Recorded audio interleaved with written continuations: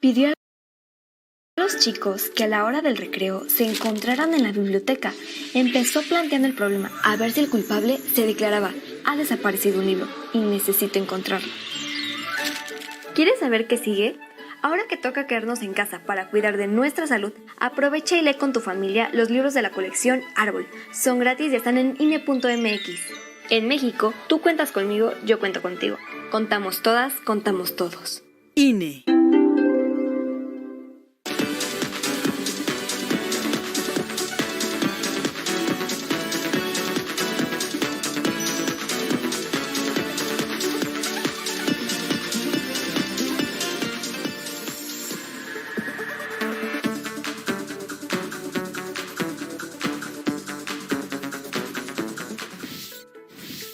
Distinguirás cómo los recursos naturales de nuestro país generan diferentes espacios de producción. Continuamos en Aprende en Casa, una manera diferente de seguir aprendiendo. Hoy vamos a ver el tema relacionado con los recursos naturales de nuestro país y los acontecimientos que transformaron el paisaje de la vida cotidiana de tu entidad. Para eso, seleccionamos unos videos para ti. Al final te haremos 4 preguntas para que pienses un poco más sobre lo que aprendiste. Disfrútalo. Educatina, el sitio de educación número 1 de Latinoamérica.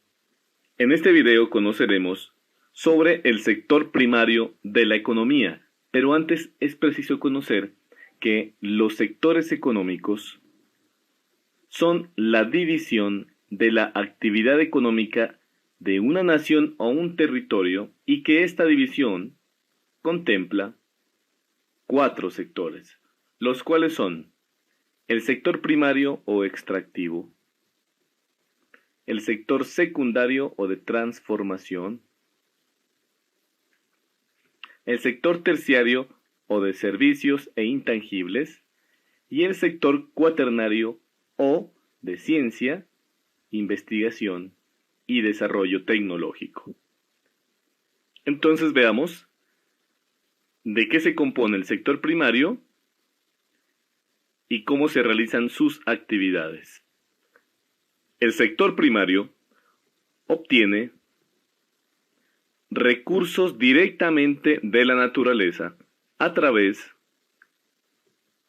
de actividades, por una parte, extractivas, tales como la minería, la explotación forestal o la pesca, y de otra parte, realiza actividades productivas tales como la agricultura o la ganadería. Ahora veamos una a una las actividades del sector primario de la economía, comenzando con la minería. Es la actividad económica mediante la cual se extraen selectivamente de la corteza terrestre diferentes tipos de minerales y estos son empleados por la sociedad moderna para el consumo básico y el diario vivir de nuestras naciones. Entre los tipos de minería se destacan la subterránea, la de superficie, la de pozos y la submarina. La segunda actividad extractiva del sector primario es la explotación forestal, la cual está orientada principalmente a la obtención de madera, destinada a la fabricación de objetos, combustibles y asimismo a la industria papelera. Muchas veces la explotación forestal implica la tala de los árboles y la quema de grandes superficies, pero para evitar las graves consecuencias de la deforestación, hoy en día se recurre a la regulación de las talas y a la silvicultura. Es decir, a la plantación planificada y controlada de los bosques. Enseguida, veamos la tercera actividad extractiva del sector primario de la economía. La pesca es la captura y extracción de su medio natural de los peces o de otras especies acuáticas como crustáceos, moluscos y otros invertebrados. Esta se puede desarrollar en agua salada o en agua dulce. Entre los tipos de pesca que se destacan están, inicialmente, la pesca artesanal, la pesca comercial o industrial y, de otra parte, la pesca sostenible. La pesca artesanal se realiza en pequeñas embarcaciones y se basa en el uso de recursos que protegen la ecología de los mares. Por su parte, la pesca comercial o industrial se efectúa con fines de beneficio comercial. Y, finalmente, la pesca sostenible, que es una pesca planificada y controlada, consiste en no sobreexplotar el mar y busca perjudicar lo menos posible el entorno marino y permite un aprovechamiento sostenible a través del tiempo. Ahora, veamos las actividades productivas del sector primario, comenzando con la agricultura. La agricultura es el conjunto de técnicas y conocimientos para cultivar la tierra. Comprende todo un sinnúmero de acciones humanas que transforma el medio ambiente. Entre los tipos de agricultura tenemos, según el uso del agua, de secano o de regadío, es decir, la que se basa en la lluvia, en el agua lluvia, o en sistemas de riego. También según la magnitud de producción, tenemos de subsistencia o la industrial, es decir, una agricultura que busca satisfacer elementalmente las necesidades de alimentación de las familias, o una industrial que busca el excedente para lograr un beneficio. También tenemos la agricultura según el rendimiento de la tierra. Aquí tenemos a la agricultura intensiva o la extensiva. En la intensiva se logra producir grandes cantidades de alimento en pequeñas superficies, y en la extensiva se realiza en grandes superficies de tierra. Esta es típica de los países subdesarrollados. También existe una agricultura según el método y objetivos. Es decir, tenemos la agricultura tradicional, que es la que se desarrolla a través de las generaciones, la orgánica o ecológica o biológica, que busca proteger el medio ambiente, y la natural, que trata sencillamente de la recolección de los frutos en su hábitat natural. Para finalizar, hablemos sobre la ganadería. La ganadería es aquella actividad primaria que se dedica a la domesticación y cría de animales para que sean consumidos por las personas. Existen distintas clases de ganadería, pero entre ellas tenemos la intensiva, la extensiva o la de autoconsumo. En la intensiva, los animales se hallan en establos en condiciones artificiales de luz, de humedad o de temperatura, mientras que en la ganadería extensiva se realiza en ecosistemas naturales con pocas modificaciones. La ganadería de autoconsumo es practicada por familias o pequeños grupos de personas para producir huevos o leche o carne, y no busca excedentes de producción. Educatina te recomienda los siguientes videos para que sigas aprendiendo.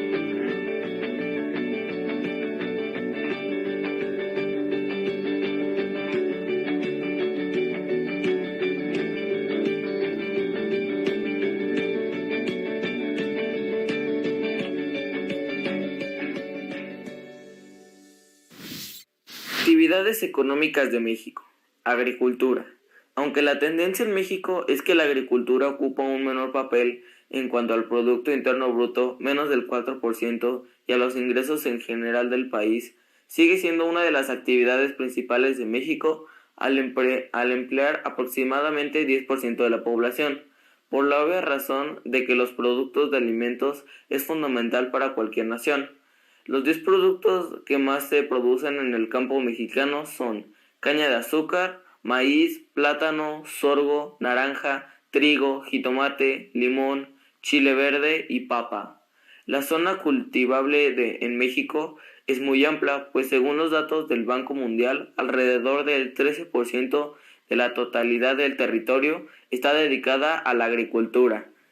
Económicamente hablando, existen solo dos tipos de agricultura en México, la de subsistencia y la de grandes plantaciones.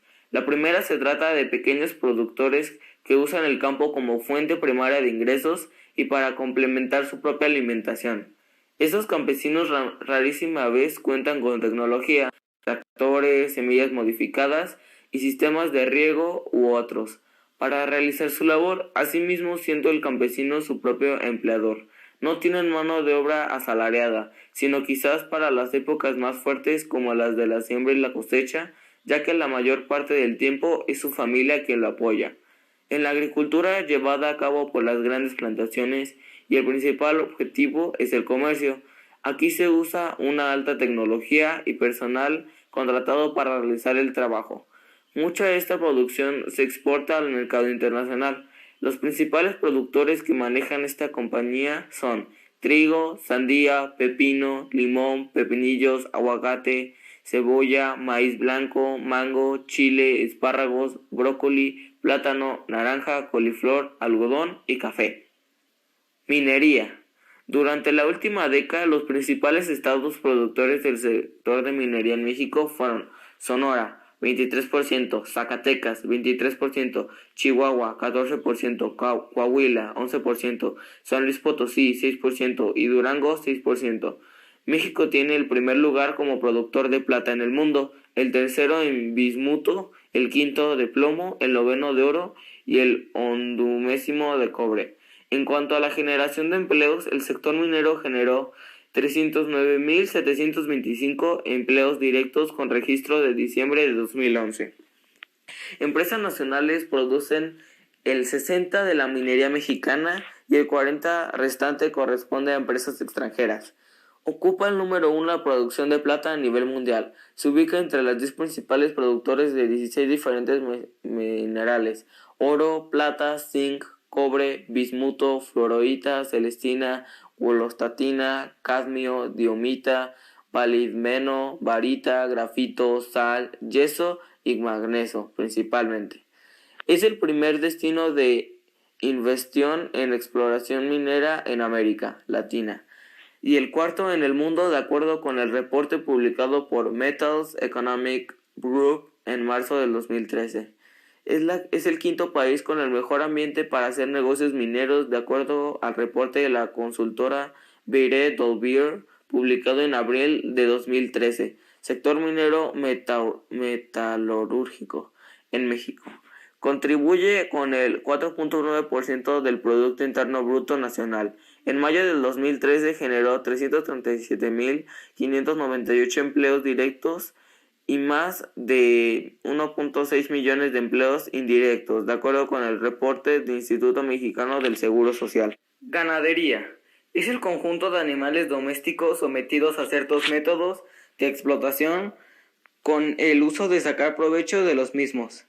La ganadería comenzó con la domesticación por parte del hombre de ciertas especies que se hallaban próximas a él y del cual obtenía su alimento. El objeto principal de la ganadería es proveer alimentos al hombre, principalmente carne y leche. Influencias económicas de la ganadería. La ganadería ha proporcionado desde tiempos muy remotos la alimentación del hombre. En un principio el ganado se criaba para aprovechar su carne y su piel, pero poco a poco se advirtió que también la leche de algunas especies animales constituía un magnífico alimento para el hombre.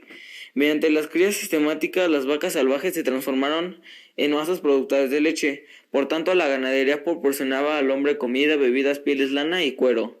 Además, estos productos se utilizaban también las cerdas para fabricar broches, cepillos y algunos sombreros. La grasa se aprovecha para la fabricación de jabones, los huesos para fabricar pegamento. Los cueros de algunos animales los utilizan para fabricar artesanías y el excremento del ganado de fertilizante como abono en la agricultura. La explotación de la actividad ganadera en nuestro país se puede considerar como una de las más importantes dentro del proceso económico mexicano, debido a la cantidad de personas que desarrollan sus actividades dentro de este medio y la inversión del capital que tiene que hacer el ganadero. Para México representa una de las mayores ventajas en la economía. Turismo. El turismo en México es una actividad económica importante para el país y es una de las mayores en el mundo, colocado en 10º lugar a nivel mundial, en términos de llegadas a turísticas internacionales, con 29 millones de visitantes en 2014. Es el primer destino para turistas extranjeros dentro de América Latina. Los ingresos provienen de los turistas extranjeros, alcanzando USD más de 16 millones en 2014, y México capturó el 15.25% del segmento de mercado turístico en América en términos de llegadas de turistas extranjeros, colocadas en segundo lugar en el continente detrás de Estados Unidos. En 2005, el turismo contribuyó con el 5.7% de los ingresos nacionales provenientes de la exportación de bienes y servicios, y representó el 14.2% de los empleos directos e indirectos de la economía mexicana. El turismo contribuye con el 8.2% del PIB nacional. 45% de estas actividades está orientada a la zona costera.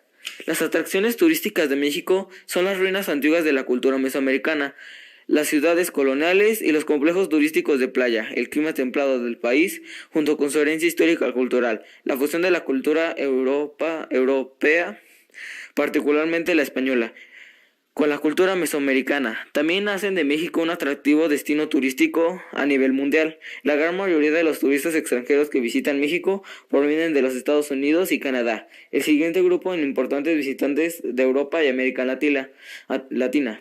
Un número reducido de turistas también proviene de los países de Asia. En la clasificación del índice de competitividad en viajes y turismo, TTSI, por sus siglas en inglés, en 2011, que mide factores que hacen atractivo realizar inversiones o desarrollar negocios en el sector de viajes y turismo en un país específico. México alcanzó el lugar 43 a nivel mundial, siendo el primer clasificado entre los países de América Latina y el segundo en el continente americano. Ganadería. México ocupó el 7º lugar de producción pesquera a nivel mundial, FAO 2009, aportando 1.768.000 toneladas de productos pesqueros, es decir, el 0.7% del total mundial. Sin embargo, México se encuentra a varias posiciones atrás de la escala mundial de la industrialización de productos pesqueros, señal de que está generando materia prima a la cual no se le da un valor agregado. La pesquera más importante para producción y valor son camarón, 8º productor mundial, tuni 2, 8ª posición mundial, sardina, 4º productor mundial. Todas aquellas son pesqueras principalmente industriales o de gran escala. La pesca comercial en México ha alcanzado su máximo potencial de desarrollo, existiendo consenso de la mayoría de sus pesqueras, están siendo explotadas con los mayores niveles y algunas ya están en deterioro sobre las explotadas. La Alianza Canaan-CAI desarrolla su iniciativa para establecer una red de refugios pesqueros en el estado de Quintana Roo. Este estado tiene una participación del 0.26% en la producción pesquera nacional, posicionándose como el 20º estado productor pesquero. No obstante, dado el alto valor de sus pesquerías, Quintana Roo aporta el 1.32% al PIB pesquero nacional, ocupando la 7ª posición nacional, INEGI 2011. En Quintana Roo operan 25.000 cooperativas pesqueras con una aproximada de 833 pescadores registrados, operando con 52 permisos vigentes. Adicionalmente existen 158 permisionarios, con sus respectivos permisos de captura. La pesca se lleva a cabo con 588 embarcaciones, de las cuales 90% son de 25 pies y la mayoría operan con motores de 2 tiempos, con la pesca 2008. La pesca en Quintana Roo es prioritariamente artesanal o de pequeña escala. Esperamos que hayas disfrutado los videos. Ahora, pon atención a las siguientes preguntas para que puedas responderlas. A través de los videos identificaste que existen diferentes tipos de actividades económicas y su importancia en la vida de los seres humanos. ¿Cuáles de ellas conoces?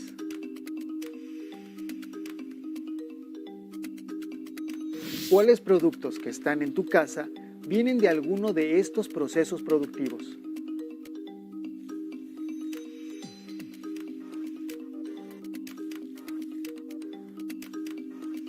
Haz un recorrido por tu casa e identifícalos. Anota en tu cuaderno todas las relaciones que encuentres. ¿Sabes en qué estados del país se desarrollan estos procesos?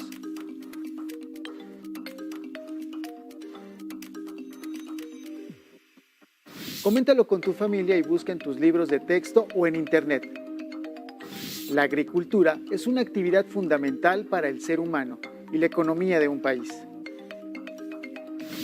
¿Qué acciones podríamos hacer para que sea sostenible?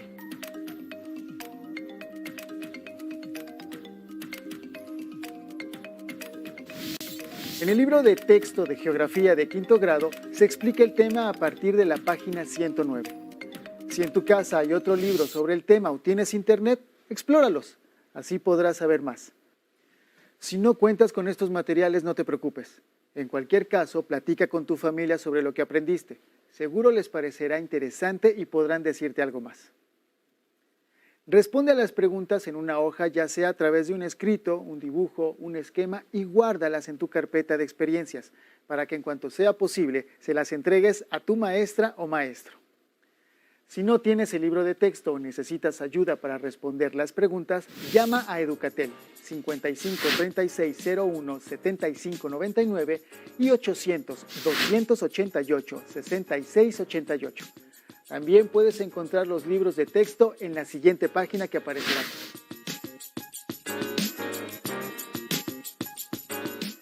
Esperemos que te quede energía para realizar este juego del avión y aprender los números en zapoteco. Acompañemos a Lili Vicente.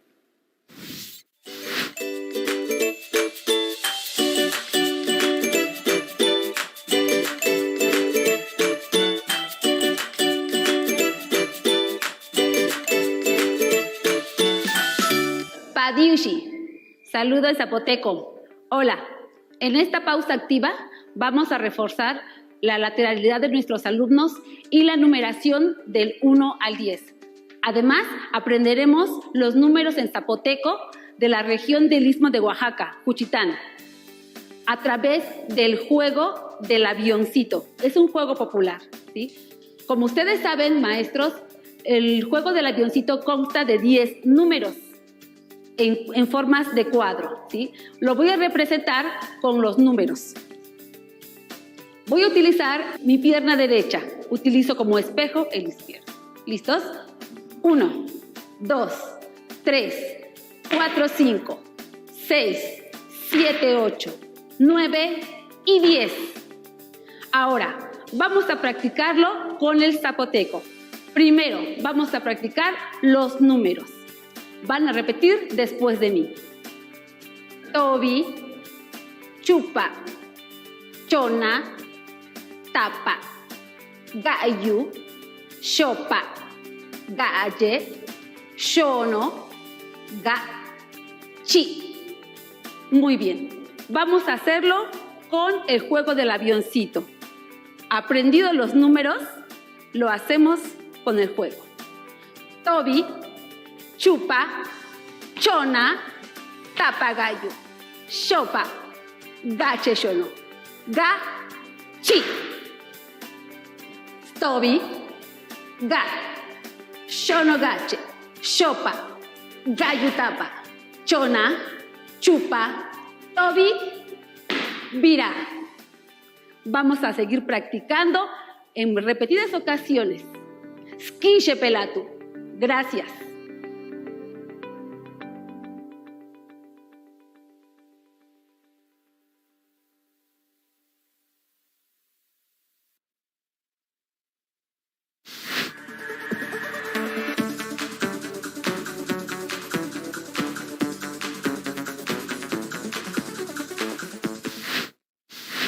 Determinarás el orden en el que consideras que sucedieron algunos cambios en una comunidad. Y ahora, ¿cómo ha cambiado la vida en mi entidad? Revisaremos este video para realizar nuestra siguiente actividad.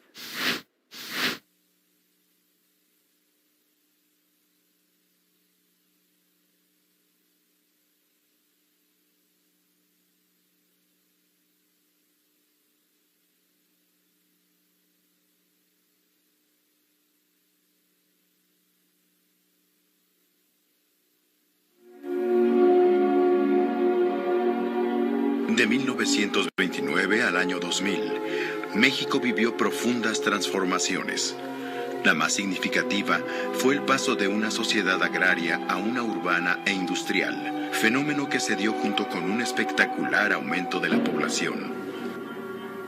En el ámbito político, los gobernantes construyeron un régimen autoritario, centrado en la figura del presidente de la República, y llegaron a un arreglo que permitió una estabilidad duradera y un constante crecimiento que al final entró en crisis. El último tramo de esta crónica da cuenta de las promesas incumplidas y las esperanzas de un país que aún no encuentra su camino.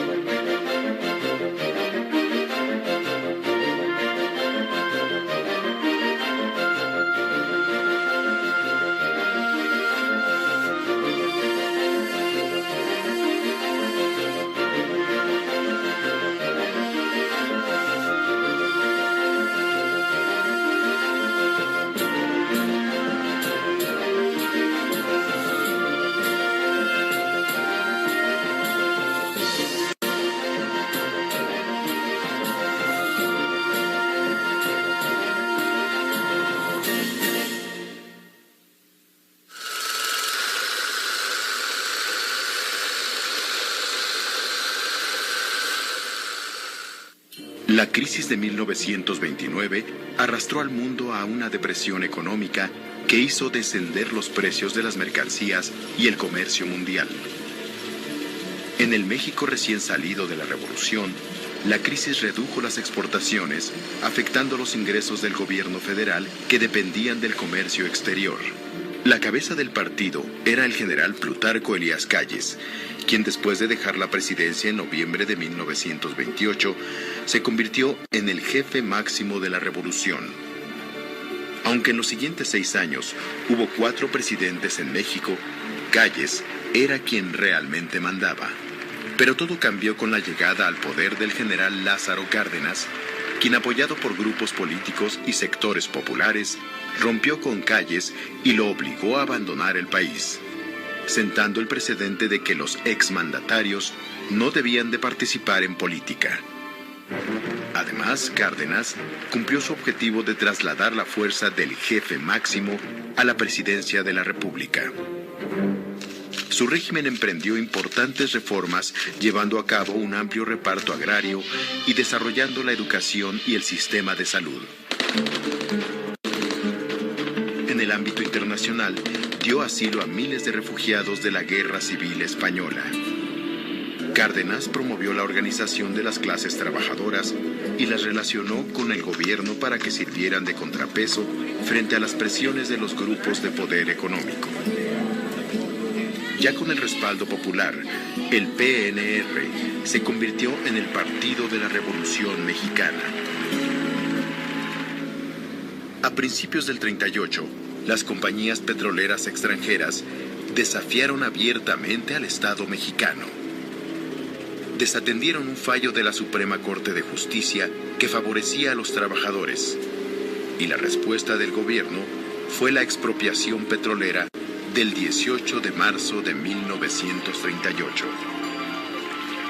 Como respuesta a lo que se consideraban excesos socializantes del gobierno de Cárdenas, grupos de inconformes crearon el Partido Acción Nacional bajo la dirección del abogado Manuel Gómez Morín. Para las elecciones de 1940, Cárdenas y el partido oficial apoyaron al general Manuel Ávila Camacho, estableciendo así otro de los mecanismos básicos del arreglo político del país. El presidente de la República, por medio de su partido oficial, designaba a su sucesor. Soy puro mexicano y nunca me he dejado. Si quieren informarse, la historia les dirá que México es valiente y nunca se ha rajado. Viva la democracia, también la libertad. mundial había estallado. Los ejércitos de Inglaterra, Francia, Bélgica y Polonia trababan ya los primeros combates de la que había de ser la guerra más sangrienta que registra la historia, cuando tomó posesión de la presidencia de la República el general don Manuel Ávila Camacho. A nadie se escapaba la trascendencia de los problemas con que habría de enfrentarse el nuevo presidente. Él mismo, previendo la gravedad de la situación que se avecinaba, agrupó a la nación bajo la doctrina de la unidad nacional para evitar que los conflictos internos debilitaran la resistencia de la familia mexicana ante los peligros que se cernían sobre ella. Sin embargo, fue hasta mayo de 1942 cuando México entró al conflicto. Como reacción a la guerra, se instituyó el Servicio Militar Nacional, que permanece hasta nuestros días. Paradójicamente, el impacto de la guerra favoreció la economía nacional, promoviendo el flujo de capitales del exterior y la posibilidad de emprender nuevos negocios. Como la guerra dificultaba la adquisición de productos extranjeros, los empresarios y el gobierno unieron esfuerzos para fabricarlos en el país. Esta estrategia de industrialización se conoció como la sustitución de importaciones y fue reforzada con el establecimiento de aranceles o impuestos a la importación que protegían a los productores nacionales de la competencia internacional. A pesar de las diferencias entre Ávila Camacho y Cárdenas, se daba continuidad a la idea de que el dinero público debía desempeñar un papel fundamental en el rumbo económico del país. Como resultado de la guerra y el impulso al desarrollo moderno de la economía, el gobierno y los grupos empresariales se fijaron como meta la industrialización y la urbanización del país. La idea de un México agrario se fue quedando atrás. La modernización dependía de la multiplicación de fábricas, técnicos y obreros. Los avances tecnológicos eran iguales a productividad. La productividad igual a ganancias para los empresarios y a mejores salarios para los obreros. Se apostaba por el mercado interno como motor de la economía. Para apoyar a los industriales, se inició el control de la inconformidad obrera por medio de sindicatos y líderes oficialistas, conocidos como charros. A cambio del sometimiento de los trabajadores, los líderes sindicales recibieron privilegios y cargos públicos o de representación popular bajo la bandera del partido oficial.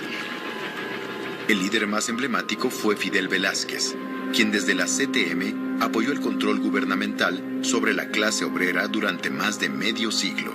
La CTM, podemos decir, ha traspasado sus propias fronteras. Estos cambios en la política convirtieron al PRM en el Partido Revolucionario Institucional, PRI. La revolución había pasado de ser un movimiento de reivindicaciones sociales a transformarse en una institución corporativa. La llegada de Miguel Alemán al poder marcó la aparición de una nueva clase política compuesta por personajes que no provenían de las filas militares ni habían participado en la revolución. Eran los herederos de los vencedores, la llamada familia revolucionaria. Con Alemán se expandió la industria de la construcción y crecieron los medios de comunicación masiva. Durante su sexenio comienza a operar la televisión comercial en México. La urbanización cambió el mapa del país. Las ciudades de México, Monterrey y Guadalajara concentraron la producción industrial y los modernos servicios. Con la llegada al poder de Adolfo Ruiz Cortines, se consolidó la figura civilista del presidente inaugurada con Alemán.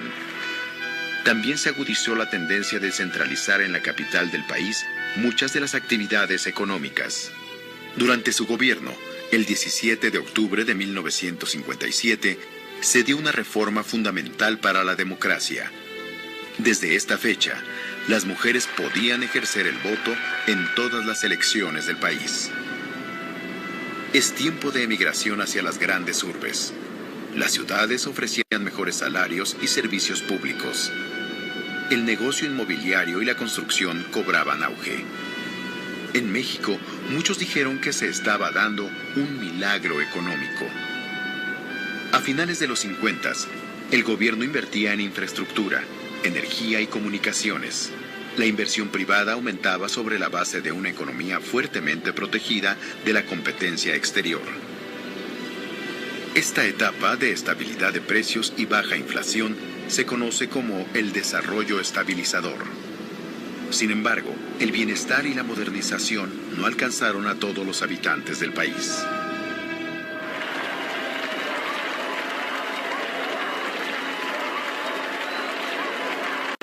Al presidente Adolfo López Mateos le correspondió organizar los festejos del medio siglo de la Revolución. Los avances eran notables. La mortalidad infantil se había reducido. El analfabetismo había disminuido a menos de la mitad. Las carreteras atravesaban el territorio nacional. La producción petrolera casi se había triplicado y la generación de energía era 7 veces mayor. La clase media urbana había crecido. Su expansión obedecía al aumento de empleados y funcionarios de empresas privadas, de burócratas, de profesionistas independientes y pequeños empresarios. Los mexicanos adquirieron nuevos patrones de consumo, nuevas percepciones, nuevas prácticas laborales y formas de ocio y diversión. La vida ciudadana en buena parte está hecha de esperas. De esperas y despedidas. Y una pareja de turistas descubre que México es algo más de lo que les habían contado. Oh, do you speak English? Yo nomás soy policía. Pero junto a la expansión de las clases medias y del consumo, en las ciudades comenzaron a formarse cinturones de miseria. La desigualdad era un componente esencial de la realidad nacional. Entre 1950 y 1963, un cálculo sobre el ingreso indicaba que el 10% de la población más rica concentraba casi la mitad de la riqueza nacional. Esta situación impulsó las inconformidades de obreros y campesinos que protestaban de diversas maneras.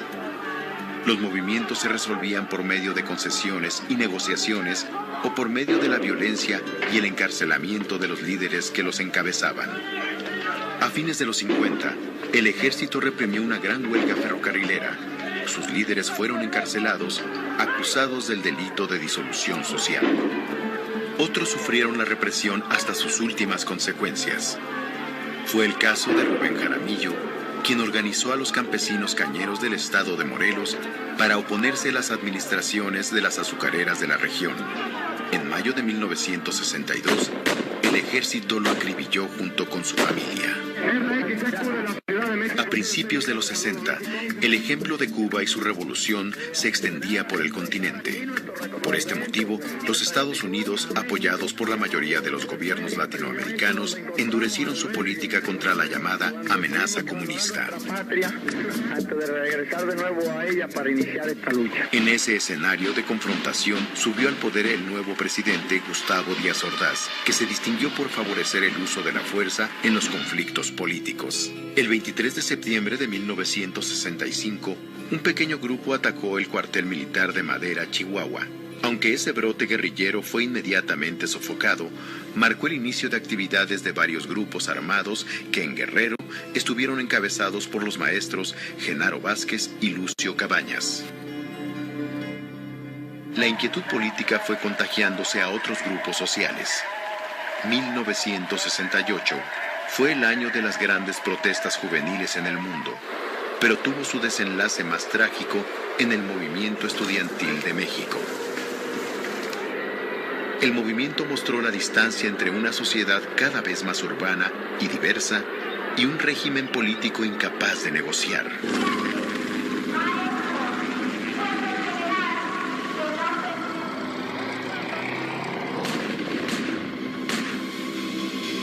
Asumo íntegramente la responsabilidad personal, ética, social, jurídica, política e histórica por las decisiones del gobierno en relación con los sucesos del año pasado. Parece contradictorio, pero mientras se reprimía a los jóvenes, se redujo la edad para votar de 21 a 18 años.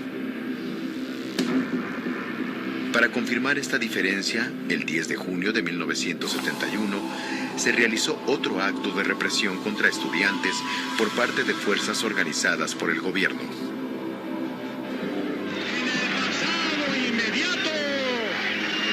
Estas relaciones sufrieron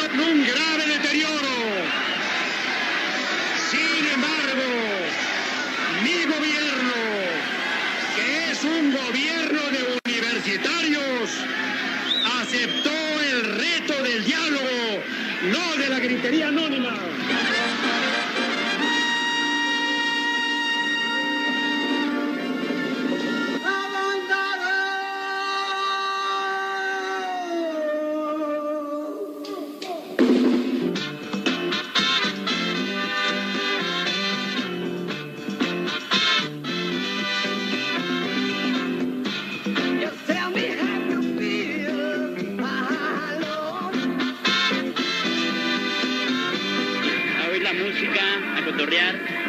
A buscar paz y amor. Porque la justicia toma tiempo. Yo no pienso esperar. Prefiero en mi cerebro caminar. Tendré que caminar. Oye, Cristo, no regreses. No te vayan a rapar.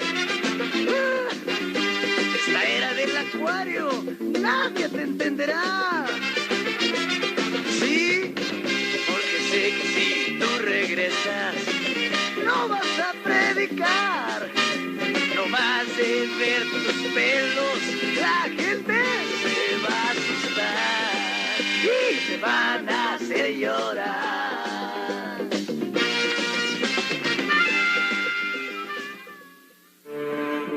Para 1973, la época de oro de la posguerra había terminado. En México se había agotado el modelo de desarrollo basado en la industrialización por la vía de la sustitución de importaciones. El presidente Luis Echeverría intentó hacer una reforma fiscal para recaudar más impuestos. Los empresarios se opusieron rotundamente. Entonces el gobierno decidió pedir préstamos externos para mantener e incluso elevar el gasto público. Crecía la irritación en distintos grupos sociales. Los empresarios estaban indignados por el asesinato de Eugenio Garza Sada, perpetrado por un grupo guerrillero en septiembre de 73, mientras que los obreros sostenían una lucha contra el control sindical de los líderes oficialistas. Como respuesta, el gobierno recurrió a desapariciones y asesinatos de decenas de militantes. Esta represión, conocida como la Guerra Sucia, se prolongó a lo largo de esta década. En 1976, como resultado de las condiciones del mercado mundial, pero también de las políticas económicas del Estado, se devaluó el peso después de más de 20 años de haberse mantenido estable. Para superar la crisis, el gobierno se vio obligado a pedir préstamos al Fondo Monetario Internacional. El panorama pareció componerse cuando a principios de 1978, el nuevo presidente José López Portillo anunció el descubrimiento de grandes yacimientos petroleros en la sonda de Campeche. Entonces el gobierno mexicano recurrió a préstamos para que Pemex elevara su capacidad productiva, que en tan solo 4 años se elevó más de 10 veces. Para 1982, la deuda pública había aumentado y el precio del petróleo había comenzado a disminuir. Se elevaron las tasas de interés. Menos ingresos y mayores gastos por los intereses de la deuda desequilibraron las finanzas públicas, y en agosto de ese año, el secretario de Hacienda reconoció la quiebra de la economía mexicana y anunció la suspensión de pagos a los acreedores extranjeros. Los especuladores y los ahorradores sacaron del país grandes cantidades en dólares y elevaron el precio de la moneda de 26 a 70 pesos. Con la intención de retomar el control de la economía, López Portillo expropió la banca. Defendamos nuestro peso con los aranceles, con las licencias y con los estímulos y fomento a la exportación. Esa es la estructura que conviene al país. Esa es la estructura a la que me he comprometido a defender como perro. Esta medida no obtuvo el apoyo generalizado de la población. La desconfianza con respecto al grupo gobernante era inocultable. La llegada al poder de Margaret Thatcher en Inglaterra y de Ronald Reagan en Estados Unidos a principios de los 80 marcó el inicio de la reacción conservadora ante la crisis mundial. En 1982, el nuevo presidente Miguel de la Madrid Con las condiciones impuestas desde el Banco Mundial y el Fondo Monetario Internacional, disminuyó el gasto y las inversiones públicas e inició la venta de paraestatales. Los salarios cayeron, se agudizó el desempleo y creció el autoempleo en forma de ambulantaje. Muchas organizaciones salieron a la calle a protestar. Otras prefirieron la lucha electoral. Empezaron a impugnar y a derrotar al PRI en elecciones municipales, especialmente en el norte del país. A pesar de la oposición de amplios sectores, los gobernantes y algunos grupos empresariales empezaron a cuestionar el modelo de sustitución de importaciones y promovieron una apertura paulatina al mercado mundial. La industria maquiladora entró en una etapa de auge en México. En 1987, en medio de una inflación incontrolable, se inició la campaña para las elecciones presidenciales. El PRI se dividió. Cuauhtémoc Cárdenas encabezó la llamada Corriente Democrática. Este movimiento atrajo a otras agrupaciones de izquierda que se unieron en el Frente Democrático Nacional. El PRI postuló a Carlos Salinas de Gortari y el PAN a Manuel J. Cloutier. Las elecciones del 2 de julio de 1988 causaron polémica. Se habló de un gran fraude electoral amparado en la caída del sistema de cómputo de votos. Establecen plenamente el triunfo legítimo del ciudadano Carlos Salinas de Gortari. El nuevo gobierno tomó posesión con muy poca legitimidad. Termina la época de partido prácticamente único y entramos ahora en una nueva etapa política en la vida del país, con partido mayoritario y muy intensa competencia de la oposición. Para fortalecerse, dio golpes judiciales espectaculares y reconoció por primera vez el triunfo de un opositor en unas elecciones gubernamentales. Ese mismo año también nació el Partido de la Revolución Democrática, conformado por los grupos del Frente Democrático Nacional. A fines de los 80, cayó el muro de Berlín y después el bloque de países socialistas europeos y la Unión Soviética desaparecieron. Esta situación reforzó las posturas conservadoras que buscaban la liberación del mercado mundial, lo que popularmente se conoció como neoliberalismo. En México, el gobierno siguió estas directrices y adelgazó al Estado. Controló la inflación reduciendo el gasto social y junto a negocios en bancarrota vendió empresas importantes como los bancos y teléfonos de México. A principios de los 90 se renegoció la deuda externa mexicana. Este hecho tuvo un efecto positivo sobre las finanzas públicas y detuvo la inflación que, sin embargo, no evitó el declive de la economía. El gobierno reiteraba que México estaba a un paso del primer mundo y para pertenecer a tan selecto grupo era necesario firmar el Tratado de Libre Comercio con Estados Unidos y Canadá. Esta decisión confirmó el abandono del modelo de sustitución de importaciones e impulsó la apertura comercial y las exportaciones como sustento del desarrollo nacional. Así se inició formalmente la integración económica con Estados Unidos, que ya se apreciaba en el mercado laboral, en la expansión de las maquiladoras y en los depósitos de mexicanos millonarios en los bancos de aquel país. El TLC se aprobó en 1993 para que entrara en vigor el 1 de enero del año siguiente. Niños vestidos con el atuendo del ejército zapatista, portando rifles, hombres indígenas, resguardaban la presidencia municipal, donde algunos de los integrantes dieron una improvisada rueda de prensa. ¿Cómo se identifican, señor? Nosotros nos identificamos el Ejército Zapatista de Liberación Nacional. Los integrantes de esa organización declararon la guerra al gobierno mexicano. Quieren créditos, quieren muchas cosas, pues, de que ya probaron que les dieron y no les dieron. La guerra duró 11 días, pero tuvo un impacto extraordinario. El olvidado problema indígena volvió a ocupar la atención del país, mostrando de nuevo el rostro de las profundas desigualdades sociales. 3 meses después, otro acontecimiento iba a ensombrecer aún más el panorama. Quiero encabezar un gobierno que sea sensible a los reclamos y a las demandas de las comunidades. En marzo de ese mismo año, es asesinado el candidato priista a la presidencia, Luis Donaldo Colosio. Esta situación demostró las fracturas del grupo gobernante.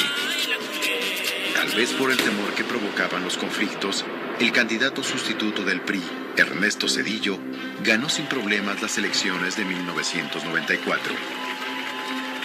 Para cerrar con broche de oro, un poco antes de la Navidad, el peso se devaluó casi al 100%, sacudiendo a la economía mexicana. Las tasas de interés se dispararon.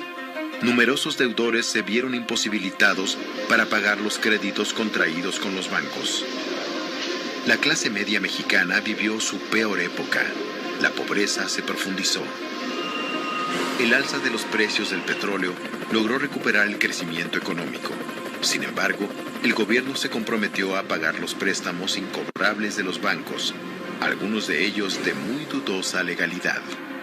La migración se acrecentó como nunca. Casi 9 millones de mexicanos residían en Estados Unidos. Sus crecientes envíos de divisas se convirtieron en una de las grandes fuentes de ingresos de la economía nacional, por encima de muchas importaciones. En 2000, la situación social había mejorado en algunos aspectos, pero la desigualdad social se había acrecentado. Las elecciones del 2000 tuvieron lugar en un escenario caracterizado por la inseguridad, una economía que crecía lentamente, el desempleo y los bajos salarios. Fírmele aquí que va a votar por él. Si votas por mi candidato, le ponemos luz a tu colonia. Vota por quien te dije o atenta a las consecuencias. El candidato priista fue Francisco Labastida, que compitió con Cuauhtémoc Cárdenas por el PRD y Vicente Fox por el PAN. Nuestro sistema de información puede brindar los siguientes datos esenciales. Celebramos las elecciones federales con normalidad en los 31 estados de la República. Por primera vez en la historia, un presidente que no pertenecía al PRI llegaba al poder. Después de 70 años de haber padecido, haberse beneficiado, haber resistido o aprovechado los cambios dictados desde el poder, hoy la sociedad mexicana, cada vez más activa y crítica, insiste en escribir su propia historia. La historia de un nuevo país de cara al siglo XXI.